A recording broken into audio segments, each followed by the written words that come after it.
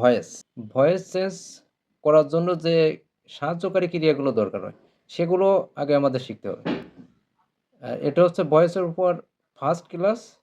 তো এই প্রথম ক্লাসে আমরা ভয়েসের যে সাহায্যকারী ক্রিয়াগুলো থাকে, যে অ্যাক্টিভ ভয়েসে কোন সাহায্যকারী ক্রিয়াগুলো হবে প্রেজেন্ট টেন্সের ক্ষেত্রে, প্যাসিভ ভয়েসে প্রেজেন্ট টেন্সে কোন সাহায্যকারী ক্রিয়াটা হবে, এই জিনিসগুলো জানা most important. So voice change শেখার পূর্বে এই জিনিসগুলো আমাদেরকে অবশ্যই শিখতে হবে। তো এই ভয়েস চেঞ্জ কোন ধরনের স্টুডেন্টের জন্য ইম্পর্ট্যান্ট, এটা ক্লাস 4 থেকে শুরু করে 5, 6, 7, 8, 9, 10, that means SSC, HSC admission এবং যারা চাকরির জন্য প্রিপারেশন নিচ্ছে তাদের সবার জন্য ক্লাসটা কিন্তু খুবই ইম্পর্ট্যান্ট।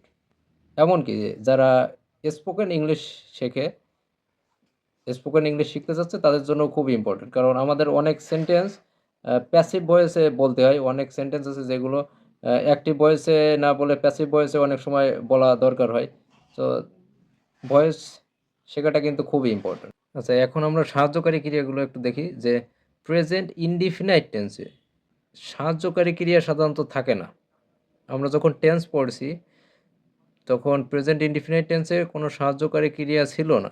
ওইখানে শুধু ছিল হচ্ছে সাবজেক্ট। স্ট্রাকচারটা কী ছিল প্রেজেন্ট ইনডিফিনাইট টেন্সের? Subject plus verb on plus object. এইটা হচ্ছে প্রেজেন্ট ইনডিফিনাইট টেন্সের স্ট্রাকচার।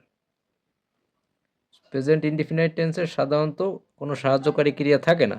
তবে যখন আমরা প্রেজেন্ট ইনডিফিনাইট টেন্সের প্যাসিভ ভয়েস করব, তখন সাহায্যকারী ক্রিয়া হিসাবে ধরা হবে অ্যাম ইজ আর। তখন সাহায্যকারী ক্রিয়া হিসাবে ধরা হয় অ্যাম ইজ আর। এটা হচ্ছে প্যাসিভ ভয়েস যখন আমরা করব প্রেজেন্ট ইনডিফিনাইট টেন্সের, তখন সাহায্যকারী ক্রিয়া হবে অ্যাম ইজ আর। এরপর প্রেজেন্ট কন্টিনিউয়াস। প্রেজেন্ট কন্টিনিউয়াস টেন্সের সাহায্যকারী ক্রিয়া হচ্ছে অ্যাম ইজ আর। টেন্সের সাহায্যকারী ক্রিয়া থাকে অ্যাম ইজ আর। আর যখন প্রেজেন্ট কন্টিনিউয়াস টেন্সের প্যাসিভ ভয়েস করতে হয় তখন সাহায্যকারী ক্রিয়া হয় হচ্ছে অ্যাম বিং। অ্যাম বিং, তার মানে সবগুলোর পরে বিং যোগ করতে হয়। অ্যাম বিং, ইজ বিং,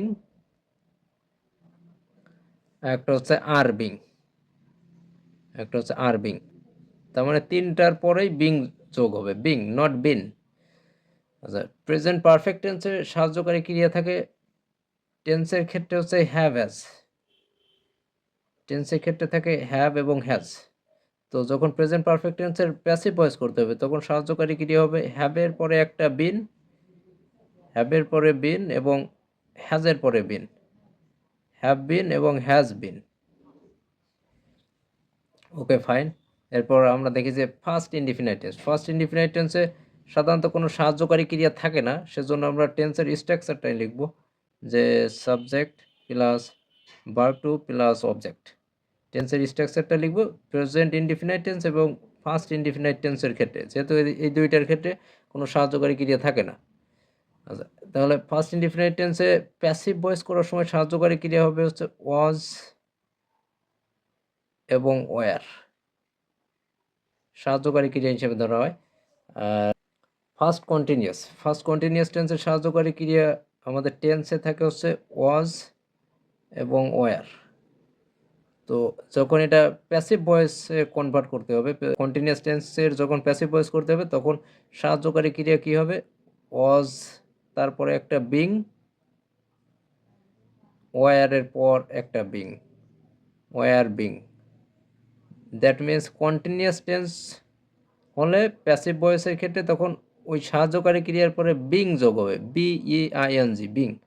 আর যখন পারফেক্ট টেন্স হয়, যখন পারফেক্ট টেন্সের প্যাসিভ ভয়েস করতে হয় তখন ওই সাহায্যকারী ক্রিয়ার পরে একটা বিন যোগ হয়, BEEN, বিন। তারপর আমাদের যে ফার্স্ট পারফেক্ট টেন্সের সাহায্যকারী ক্রিয়া থাকে টেন্সের ক্ষেত্রে হ্যাড। প্যাসিভ ভয়েসের ক্ষেত্রে সাহায্যকারী ক্রিয়া হবে হ্যাডের পরে একটা বিন, হ্যাডের পর বিন, যেহেতু পারফেক্ট মানে হচ্ছে সাহায্যকারী ক্রিয়ার পরে বিন যোগ হবে। আচ্ছা, এরপর আমরা দেখি যে ফিউচার ইনডিফিনাইট টেন্সে সাহায্যকারী ক্রিয়া থাকে হচ্ছে শ্যাল বা উইল। তবে আধুনিক ইংলিশ গ্রামারে যেহেতু শ্যালের ব্যবহার করা হয় না বা করা হচ্ছে না, সেজন্য আমরা শুধু উইল লিখি। সাহায্যকারী ক্রিয়া উইল, এবং প্যাসিভ ভয়েসে সাহায্যকারী ক্রিয়া থাকবে হচ্ছে উইল বি। প্যাসিভ ভয়েসে ফিউচার ইনডিফিনাইট টেন্সের সাহায্যকারী ক্রিয়া হবে উইল বি, এবং ফিউচার কন্টিনিউয়াসের সাহায্যকারী ক্রিয়া হচ্ছে শ্যাল বি বা উইল বি টেন্সের ক্ষেত্রে।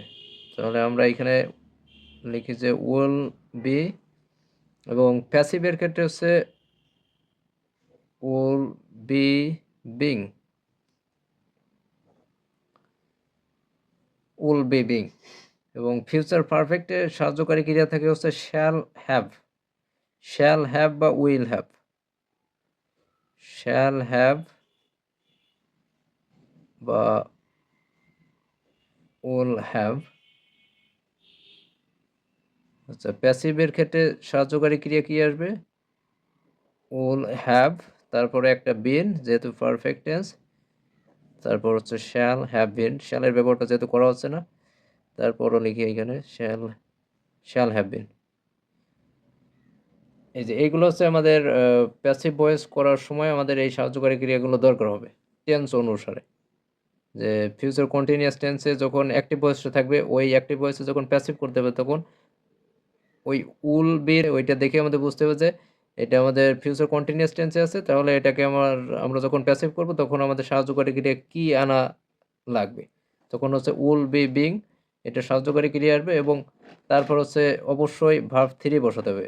প্যাসিভ ভয়েস মানে হচ্ছে ভার্ব 3, প্যাসিভ ভয়েস মানে ভার্ব 3, ভার্ব 1 বা 2 লিখলে ভুল যাবে।